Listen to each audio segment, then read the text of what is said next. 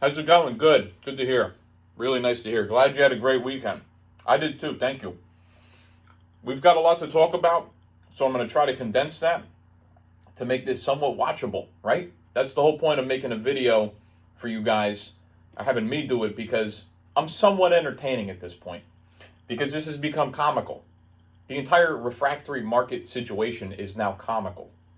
So I might as well bring some entertainment to it. China, anything that's coming out of China right now, I don't care if it's refractory or not, is a big uh-oh. For brick especially. You know why? Raw material.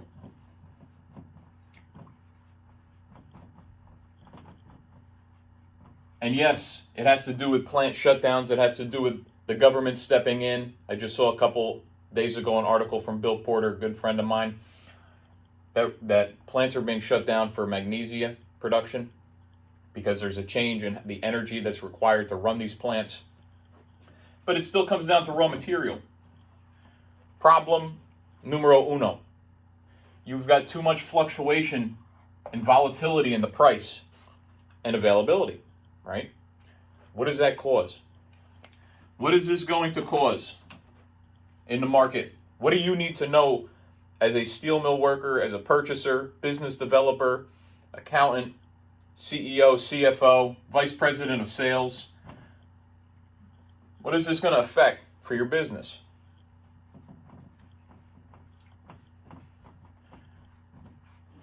Major problems with production.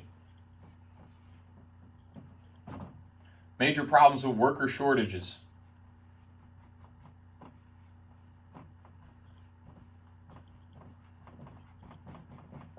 Because of the inflation.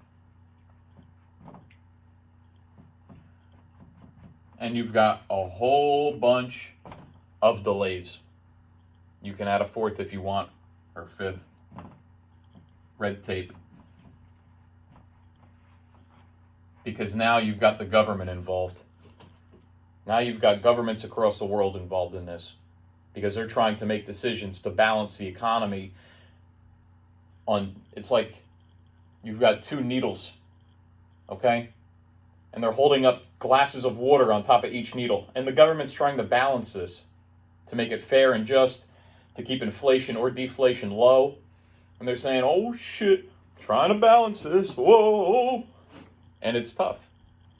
It's not easy. I take my hat off to these people. Very difficult. The bottom line though, I'm going to get a red marker for this. The bottom line here is that you, as someone who's now involved in this, indirectly, unfortunately, even though your steel mill might be doing well, sales are great, the sales guys are jumping up and down, VP of sales is like, woohoo, we're kicking ass this quarter, yeah, wonderful, things are good, things are happening. It's temporary, okay? It's just temporary. The one thing that you have to make sure, very important, you have to make sure that whoever is in charge of making big decisions as to who your current vendorship is, they need to diversify that portfolio. You can't just buy from one vendor. You can't just buy from even two vendors for a very critical, pivotal product that you need to run your steel mill or foundry. You need to diversify. I've been saying it for 2 years. I've predicted this for 3, 4, 5 years now. You have to diversify. It's done. The golden rule of if it's not broke, don't fix it. It's over. Because what happens is if you run a trial for refractory brick or really anything that's a pivotal product for your company, at the last minute, what if that new vendor sucks? What if that new vendor doesn't make the right composition of brick, doesn't have the right cold crush strength, doesn't have the right thermal shock capabilities? Well, now you got to run another trial, which takes another 6 months, right? And who knows what the pricing is going to be at that point for raw material or the shipping delays or tariffs or anything like that.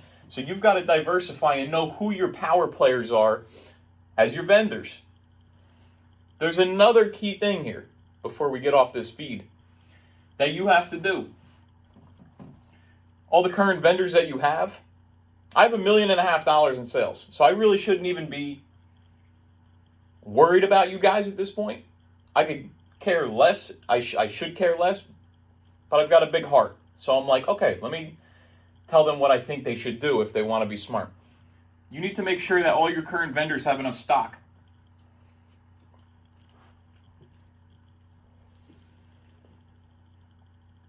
They've got to have enough stock. And hopefully, if you're really smart, make sure it's all on a contract for a certain price point. Get a yearly deal that the price can't fluctuate. Put it to your vendors, okay? Stick it to them. Say, you want my business as your client? You can't do shit about the price for a year. This is to protect yourself. 2 and 3. 1, 2, and 3 to protect yourself for the future. Good talk.